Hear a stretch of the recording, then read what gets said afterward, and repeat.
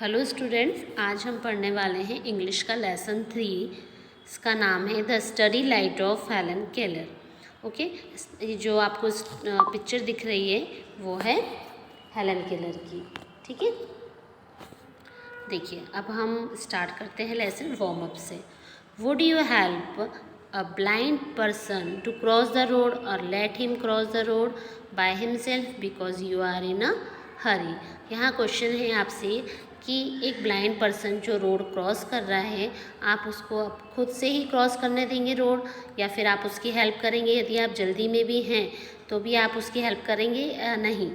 Would you make friends with a differently abled person और laugh at his और हर disability? Y?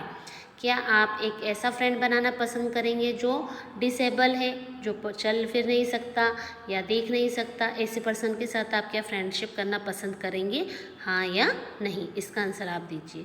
ठीक है, चलिए हम स्टार्ट करते हैं लेसन रीड एंड अंडरस्टैंड से। Helen Keller was a person of ageless quality. Hers is an amazing life story. Blind, deaf, and mute was she from early childhood. However, she learned to read and write by rising above her triple handicap. She became one of the best known characters in the modern world. She is also an inspiration to both the blind and the seeing. Helen Keller जो थी वो एक ऐसी person थी, ageless quality. Ageless quality की means जो कभी बूढ़ा ना हो, कभी बड़ा ना हो, इस तरह से जो अपनी सोच रखता हो कि हमेशा वो एक यंग पर्सन और हमेशा कुछ सीखने वाला, ऐसे एजलेस क्वालिटी की पर्सन थी कौन? Helen Keller. उनकी जो लाइफ स्टोरी है वो बहुत ही अमेजिंग है। देखिए, ब्लाइंड, डीफ एंड म्यूट का मीन्स होता है ब्लाइंड जिसे दिखाई नहीं देता, डीफ जिसे सुनाई नहीं देता, और म्यूट जो बोल नहीं सकता। ऐसी जब वो बहुत छोटी थी, इस टाइम जब वो बहुत छोटी थी तब वो ब्लाइंड, डीफ और म्यूट हो गई थी। मतलब उन्हें दिखाई देना बंद हो गया था, सुनाई देना, और वो बोल भी नहीं पाती थी। She learn to read and write by rising above her triple handicap. और उन्होंने उसके बाद भी रीडिंग करना और राइटिंग करना हैंडीकेप होने के बाद भी सीखा। वो एक बेस्ट नोन कैरेक्टर है इस मॉडर्न वर्ल्ड की, जिससे कि सभी ब्लाइंड पर्सन और सीइंग जो देख सकते हैं वो सभी इंस्पायर होते हैं। Helen Keller was born in the little Alabama town of Tuscumbia, US on 27 June 1880. She was a normal child up to 19 months and seemed to enjoy the flowers, the flittering birds, the play of light and shadow. Unfortunately, she suffered an attack of brain fever. The fever subsided almost as suddenly as it had begun. It left her disabled. She could no longer see, hear, or speak. Helen Keller का जो born है, जन्म है, वो टुस्कुम्बिया के Alabama town में हुआ था। जो अल्बामा टाउन है और टुस्कुम्बिया ये कहाँ पर है? US में, यूनाइटेड स्टेट में। और उनका बर्थ हुआ था 27 जून को 1880 में। जब वो छोटी थी, नॉर्मल चाइल्ड ही थी। जब वो छोटी थी, एक नॉर्मल चाइल्ड कैसा होता है, जैसे सुनाई दिखाई सब देता है, उस तरह की वो चाइल्ड थी। बट जब वो 19 मंथ की थी, जब 19 महीने की, आप 19 का मीन्स तो जानते हैं, 19 मंथ्स मीन 19 महीने की जब वो थी, तो मतलब उस समय वो फ्लावर्स को, बर्ड्स को, लाइट को, शेडो को, सबको देख पाती थी और इन्जॉय करती थी। पर अनफॉर्चुनेटली अचानक से क्या हुआ, उन्हें फ़ीवर आया, ब्रेन फीवर। और जब वो फीवर उनका जब उतर गया, चले गया, तो वो डिसेबल हो गई उस फीवर के बाद। और क्योंकि वो फीवर बार बार आता जाता रहा, और उसके कारण उनमें एक डिसेबिलिटी आ गई कि वो अपने बोलने की और सुनने की और देखने की क्षमता खो चुकी थी। Soon her mother noticed that Helen's eyes did not close when she bathed her. She took her to an oculist and learned that Helen was blind. Next, she noticed that Helen did not respond to sound. Helen was deaf too. Inevitably, by the age of the 3, she was also mute. She was physically strong and threw a lot of tantrums. She would scream for no reason. बहुत ही जल्दी Helen की mother ने ये notice किया कि जब वो उसे नहला रही थी तो उसने अपनी आइज़ को क्लोज़ नहीं किया और उसी समय फिर उनकी जो मदर थी उन्हें ऑक्यूलिस्ट के पास लेके गई। ऑक्यूलिस्ट मीन्स झाड़ फूँक करने वालों। और उनके पास ले जाने के बाद उन्हें ये पता चला कि वो ब्लाइंड भी हो चुकी हैं और उन्होंने नोटिस किया कि कुछ दिन बाद वो बोल भी नहीं रहे, did not respond to sound. कुछ साउंड को सुनने के बाद भी उसे कोई आवाज़ नहीं आ रही, मतलब वो अब डीफ भी हो चुकी थी, बहरी भी हो चुकी थी। और उस एज जब वो 3 साल की थी और उस टाइम जब वो 3 साल की थी, जब तक तो बच्चे बोलने लगते और वो बोल नहीं पाती थी और तब पता चला कि उन्हें वो म्यूट भी हैं, मीन्स कि वो बोल भी नहीं पा रही हैं। और फिज़िकली तो वो स्ट्रॉन्ग थी, बहुत नखरे करती थी, बट जब वो कुछ रीज़न से she would scream for no reason, बस बिना रीज़न के वो बस चीखती रहती थी, क्योंकि ना तो वो बोल पाती थी, ना सुन पाती थी और ना ही देख पाती थी, इसलिए सिर्फ वो चीखती थी, चिल्लाती थी। Later she wrote, I felt as if invisible hands were holding me, I made frantic efforts to free my self. बाद में हेलन बता रही हैं, उन्होंने लिखा है अपनी बुक में ये कि उन्हें ऐसा लगता था कि कोई हाथ उन्हें पकड़े हुए हैं, इनविजिबल हैंड है जो दिखाई नहीं देते। इनविजिबल हैंड कैसे होते हैं, जो हम देख नहीं सकते, और वैसे भी उनको दिखाई नहीं देता था, तो वो उन्हें ऐसा लगता था कि कोई हाथ ऐसे हैं इनविजिबल हैंड जो उसको पकड़ के रखें, और वो उससे छूटने की बहुत कोशिश करती थी पर वो नहीं कर पाती थी। Annie Sullivan, an Irish girl, was not only a tutor to Helen but a companion for almost 50 years. In their first meeting, she gifted Helen a doll spelled DOLL in her hand. Helen repeated the same motion. This was the first conscious effort ever made to teach Helen. Miss Sullivan moved Helen away from her upset parents to a nearby cottage. जो any सलेवियन थी, Irish girl थी और वो Helen की tutor थी, उन्हें पढ़ाती थी, और वो ऑलमोस्ट 50 ईयर्स तक उनकी साथी रही, कंपेनियन रही, किनकी, हेलन की। और उन्होंने सबसे पहली मीटिंग में जब वो हेलन से मिली थी तो उन्होंने हेलन को एक डॉल गिफ्ट करी थी और उनके हाथ पर, हेलन के हाथ पर उन्होंने एक स्पेल मतलब हाथ से, जैसे हमारे हाथ पर कोई कुछ लिख कर बताता है, ऐसे मीन्स लिखना नहीं, सिर्फ उंगली से ऐसा राइटिंग वर्क करके बताता है तो हम उस वर्ड को पहचानने की कोशिश करते हैं। उस तरह से ही हेलन की टीचर ने उनके हाथ पर फर्स्ट टाइम DOLL इस तरह से लिखा था। और सेम जो उन्होंने ट्यूटर जो उनकी थी सिलिवियन, उन्होंने जैसा किया था सेम मोशन हेलन ने भी उनके हाथ पे किया था। ये सबसे फर्स्ट कॉन्शियस एफोर्ट था कि वो हेलन वहाँ से ही उनकी टीचर से सीखने लगी थी। फिर जो मिस सलेवियन थी वो हेलन को अपने पास के ही कॉटेज में लेके गई, अपने उनके पेरेंट्स से दूर, जहाँ वो रहती थी वहीं के पास के ही कॉटेज में उन्होंने हेलन को रख लिया और वहीं वो रहने लगी और उन्हें वहीं पर उन्होंने टीच किया।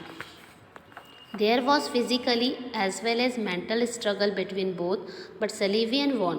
Helen's untaught, unsatisfied hands destroyed whatever they touched because they did not know what to do with things. She used language of action whenever she wanted anything. For bread and butter, she used the motion of cutting and spreading, but she also learned to spell new words by manual language, pin, hat, cap, etc. Miss Sullivan dropped water on her hand and spelled WATER. यह एक physical और mental struggle था दोनों के बीच में, और उसमें हमेशा सलेवियन ही जो होती हैं वो जीतती हैं। Helen's untaught, unsatisfied hands destroy what ever. Helen जो थी वो बहुत अनसेटिस्फाइड, क्योंकि वो कुछ कर नहीं पाती थी, कुछ समझा नहीं पाती थी, कुछ बोल नहीं पाती थी, कुछ देख नहीं पाती थी, तो वो सभी चीज़ जो उसके हाथ में, जो उनके हाथ में आती थी उसको डिस्ट्रॉय कर देती थी, तोड़ देती थी, क्योंकि वो जो समझाना चाहती थी वो कोई समझ नहीं पाता था। फिर she use language of actions, और फिर जो लैंग्वेज ऑफ एक्शन जैसे हाथ पर कुछ लिखना, इस तरह से जब उन्हें सिखाया गया तो वो उस तरह से बताने लगी कि उसे क्या चाहिए। फॉर ब्रेड एंड बटर, जैसे कि ब्रेड और बटर को कैसे, she use the motion of cutting, तो वो जैसे हम काटने के लिए कैसे मोशन करते हैं, उस तरह से वो करने लगती थी। और हम जैसे ब्रेड के ऊपर बटर या फिर घी कैसे स्प्रेड करते हैं उसी तरह से वो बताने लगी। उस तरह की मैनुअल लैंग्वेज उनको आने लगी हेलन को धीरे धीरे। कैसे? जब उनकी टीचर ने सिलेवियन ने उन्हें टीच किया, धीरे धीरे वो चीज़ें सीखने लगी।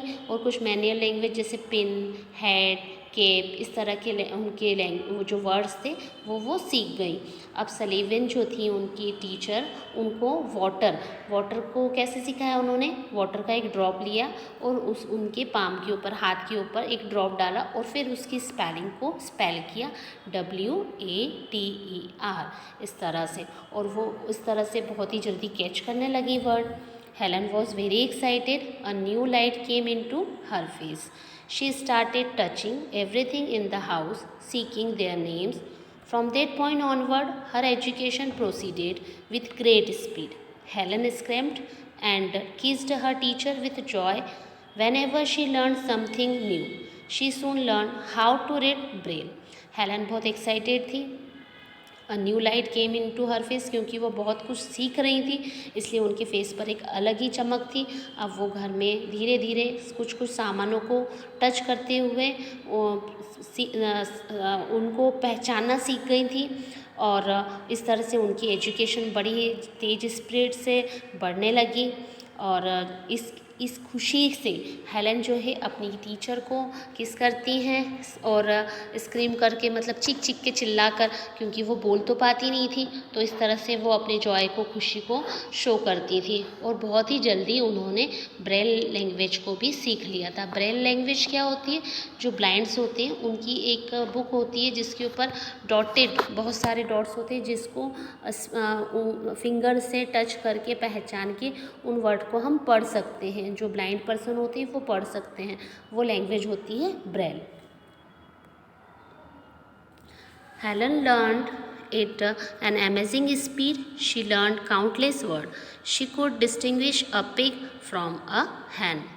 Miss Sullivan made raised maps in the sand and taught her geography. अब जो हेलन है वो बहुत ही अमेजिंग स्पीड के साथ, बहुत ही तेज़ स्पीड के साथ सीख रही थी और बहुत सारे अनगिनत उन्होंने नए नए वर्ड्स को सीख लिया था। अब वो बहुत अच्छे से डिफरेंस कर पाती थी एक पिग में और एक हैन में, है ना। अब जो मिस सलेवियन थी उन्होंने उन्हें ज्योग्राफी भी पढ़ाई। कैसे? उन्होंने क्या किया कि सलीवियन ने सैंड पर मैप्स बनाए और उनको छू छू कर हेलन ने ज्योग्राफी सीखी कि कौन सा देश कहाँ पर है, कौन सी कंट्री कहाँ है, कौन सा कॉन्टिनेंट कहाँ है। इस तरह से जो हेलन है उन्होंने ज्योग्राफी सीखी। Helen learn counting on strings. She soon learned subjects like arithmetic, zoology, botany, etc. Besides that, she also learned to swim and to ride horseback. अब जो हेलन थी उन्होंने अरिथमेटिक मैथ्स भी सीख लिया था, जूलॉजी मतलब एनिमल्स के बारे में पढ़ा, बॉटनी भी पढ़ी मतलब बॉटनी मीन्स पौधों के बारे में पढ़ा, और उसके बाद भी उन्होंने स्विमिंग भी सीखी, हॉर्स राइडिंग घुड़सवारी भी सीखी। Helen by this time was tall, graceful in short charm and humour. Book in Braille were bought from Germany and England, and Helen read until her finger bled. She was the first deaf and blind person to earn a Bachelor of Arts degree. जो Helen थी उन्होंने swimming, जैसे मैंने आपको बताया, swimming भी सीखी, horse riding भी सीखी। अब वो बड़ी हो रही थी, बहुत ग्रेसफुल हो गई थी, बड़ी और चार्मिंग लगने लगी थी। और आगे उन्होंने जर्मनी और इंग्लैंड से जो वो बुक लेके आई थी और उसे वो फिंगर से टच करके, जब तक कि उनकी फिंगर बिल्कुल थक ना जाए, जब तक वो पूरी तरह से उस फिंगर में जान ना रहे कि वो अब थक चुकी है, उस फिंगर को लगा लगा कर वो तब तक पढ़ती रहती थी जब तक कि उनकी फिंगर ना थक जाए। और वो जो थी, she was the deaf and blind person, वो सबसे पहली ऐसी डीफ और ब्लाइंड पर्सन थी जिन्हें बैचलर ऑफ आर्ट्स डिग्री मिली थी, ऐसी फर्स्ट पर्सन थी। She was invited to the St. Louis Exposition in 1904 to awaken a worldwide interest in the education of the deaf and blind. After this, Miss Keller and her teacher made many appearances in public. Her teacher would demonstrate how she had taught young Helen.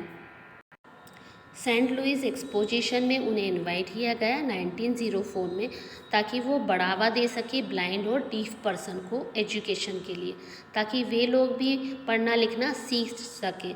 और इसके बाद कई सारे apprentice हुए उनके public के साथ, और उनकी जो टीचर थी जहाँ भी जाती थी वो बताती थी कि कैसे उन्होंने हेलन को सिखाया एक एक चीज़ को, कैसे पढ़ना, कैसे समझना उस चीज़ को, उस बारे में वो हेलन के बारे में उनकी टीचर है वो सभी को बताती रहती थी।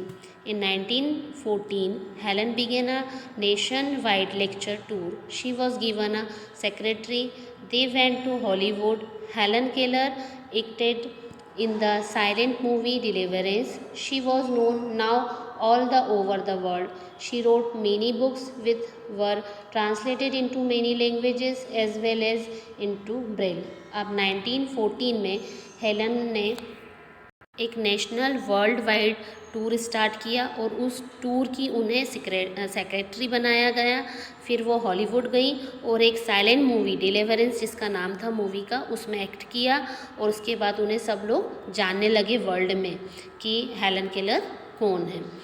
She road many books which were translated into many languages. बहुत सारी बुक्स भी लिखी है हेलन ने, और वो लैंग्वेज लिखने के बाद उसको उन्होंने ब्रेल में भी उसको कन्वर्ट किया है, मतलब कि ताकि ब्लाइंड पर्सन भी उसे पढ़ सकें।